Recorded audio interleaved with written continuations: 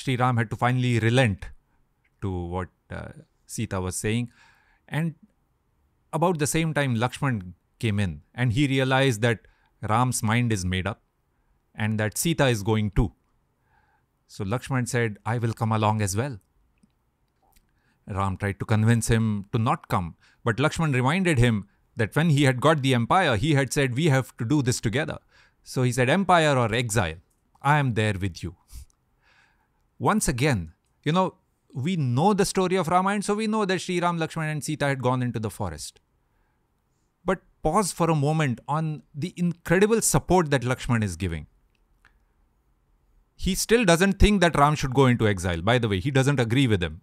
And many times when we advise somebody and they don't listen to our advice, then we say you're on your own, right?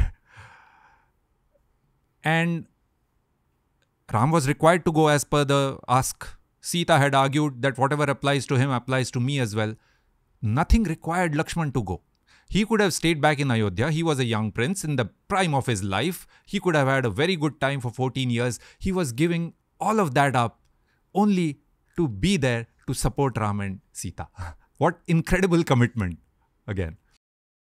This becomes a reference point for one sense of brotherhood. Yes.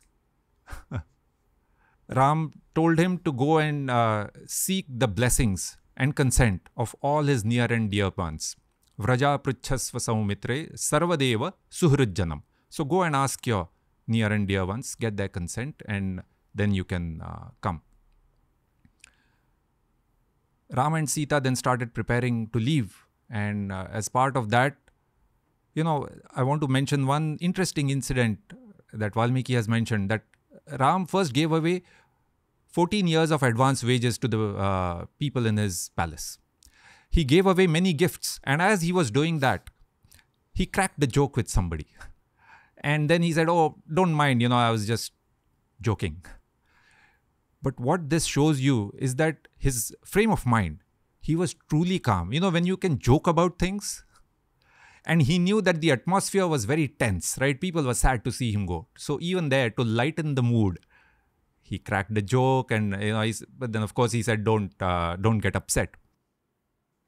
And then finally the time came for departure, and Ram, Lakshman and Sita went to see Dashrath. Dashrath was in the court. Some word had gotten out, so the court was full. And Ram went up to Dashrath and told him that he had come to seek his blessing. He will go now.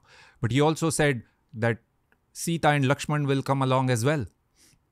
I've tried to convince them, but they would not agree. So please grant them leave.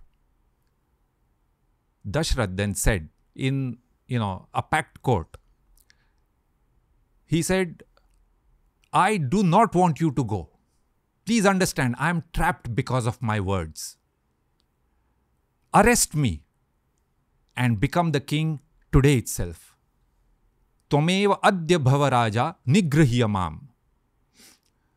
So clearly, sometimes we understand the Ramayana as, Dashrath asked Ram to leave. He did not. He in fact told him, arrest me. But like he said, he was trapped by the promises that he had made. And this is the first time everybody else had understood what's going on. See, so far the others, the Sumantra and Vasishta, nobody knew what was going on. Sumantra lashed out at Kaikeyi. Mind you, a charioteer speaking in harsh words, Vakya Vajraihi. His words were like thunderbolts. But of course, did not change Kaikeyi's mind. Then Kaikeyi got Chirvastras. Chirvastras are rough, unstitched cloths. So as ascetics in the forest, you have to wear this. You can't wear your royal clothes. These are unstitched cloths. So Kaikeyi got the Chirvastra, gave them to Ram, Lakshman, and then to Sita. Sita looked at it. She was puzzled.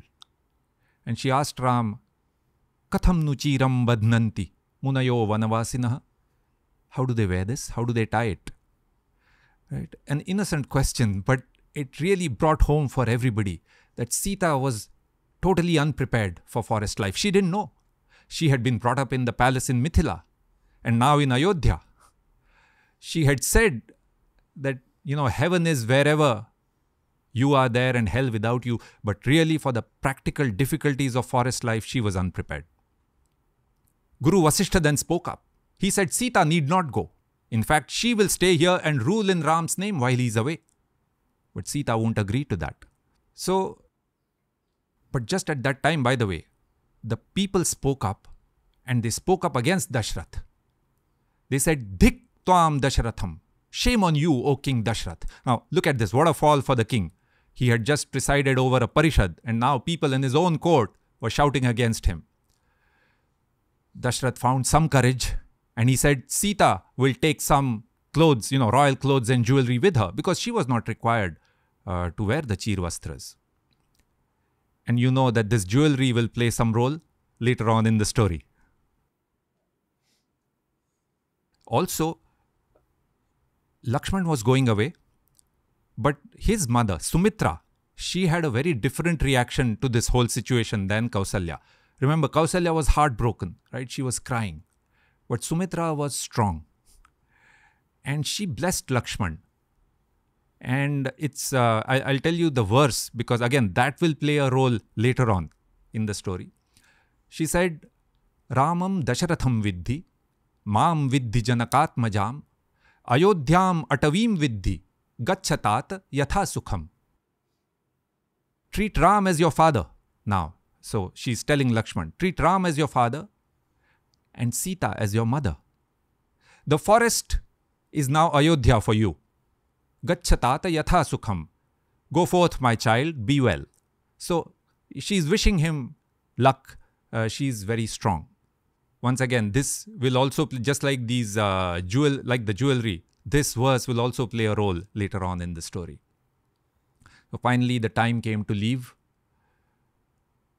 Dashrath asked Sumantra to leave, to take the chariot and leave Ram, Lakshman and Sita up till the borders of the Janpad. So Sumantra brought the chariot, and as they got up, there was chaos in the crowd. People were trying to hold on to the chariot. They were telling Ram to come back. And as the chariot pulled away, Dashrath came out of the palace trying to take one last look at Ram, but he stumbled and fell.